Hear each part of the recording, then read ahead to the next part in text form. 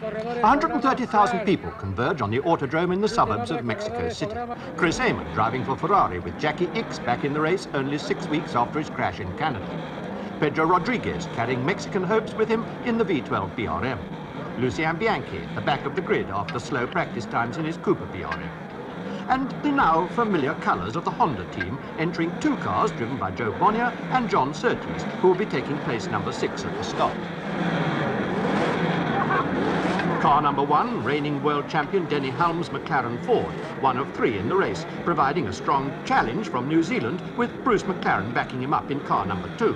6 points down on the championship table, Denny Hulme talked to Barry Gill. Top drivers reaching for higher lap speeds on tyres over a foot wide, forced down on the track by the aerofoils, weird wings that have changed the face of Formula One racing since the Belgian Grand-Prix last June. But the 1968 season has been marked by the success of the Ford Cosworth engines, which power nearly half the cars on the grid. Among them, Matra number 15, driven by Jackie Stewart. Jackie Stewart has only one man to beat to win the World Championship and take the lead from Lotus and the Chapmans.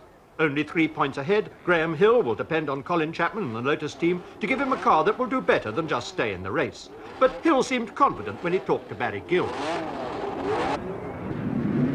2:15 and the start of the race is only 15 minutes away. In the pits, the tension mounts as works teams make final adjustments to the finely tuned machinery, and the idols of the crowd prepare like gladiators to go out into the hot Mexican sun. With the thermometer climbing towards the 90s and an altitude of nearly 7,500 feet to cut a car's performance by as much as 25%, this will be as much a test of the mechanics as it will be for the drivers to keep the cars on the road. Or is it the machines or is it the men that have drawn the crowd?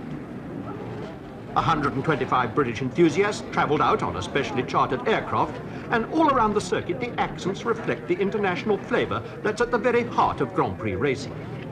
65 laps round a circuit that's just over 3 miles long, 203 miles of straights and corners at an average speed of well over 100 miles an hour, touching 160 on the straight. A gruelling test for cars and drivers. 2 hours of the toughest, most exacting driving in the world. On it hinges the 1968 World Championship with Hill, Stewart and Hulme, each with a chance. Seconds to go, and on the grid, the desperate final preparations. Gрэм Hill in the Lotus number 10 has the 3rd position behind Joe Siffert and Chris Amon on the front row. On the warm-up lap, the offside front wheel felt out of balance, but now there's nothing that he or Colin Chapman can do.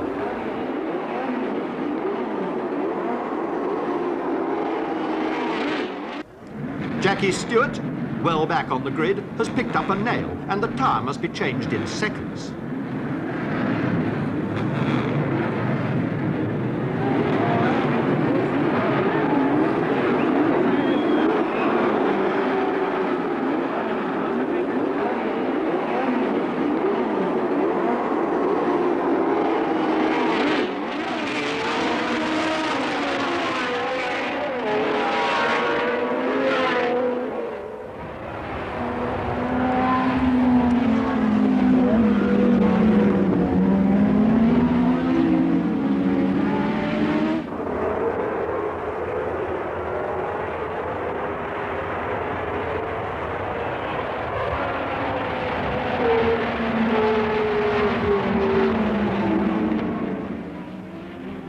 One of the fastest Grand Prix cars in the world.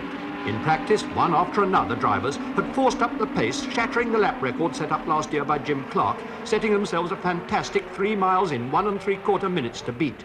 Right from the start, British drivers led the way.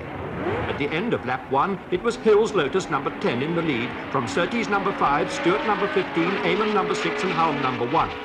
For Mexican fans, a poor start by Rodriguez was disappointing, but he was later to fight his way back in a remarkable recovery.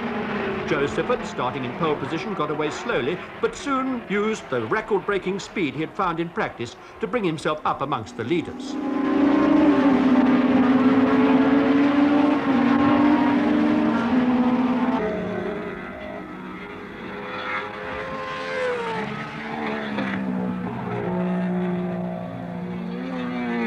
With Surtees' Honda also out, Jackie Ickx's Ferrari had ignition failure out on the circuit, and he couldn't walk home on his injured leg.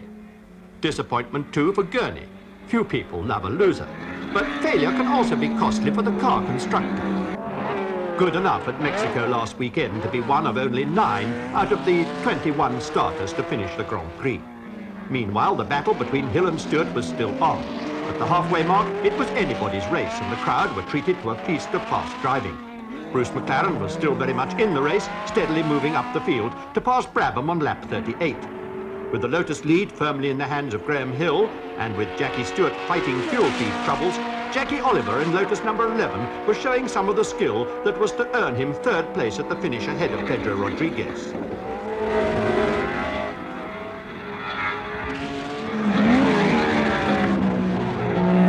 The Swede Joe Bonnier in the unfamiliar cockpit of Honda number 17 was performing like an old hand, staying ahead of the man who was to take the fastest lap time of the race.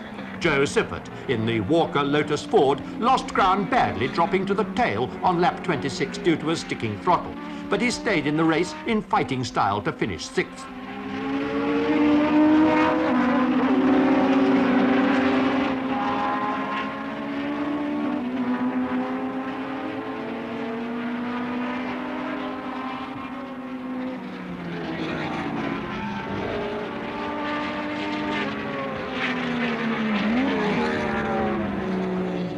In pit number 1, Colin Chapman, his wife Hazel, and the Lotus team were anxiously on the lookout for signs of trouble.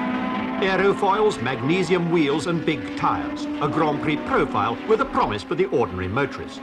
But on the Mexico circuit last Sunday, the motoring was anything but ordinary as the cars went into the last 10 laps in this order.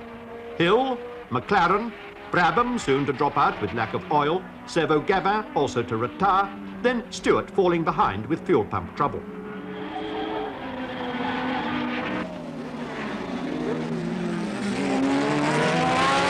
After him, Bonnier. And behind Bonnier, just a lap behind him, Oliver, who finished 3rd. Hill wins the race and the championship with Colin Chapman's Lotus. Is there anything else in life you'd like to do? Yeah, I'd like to live to be 100.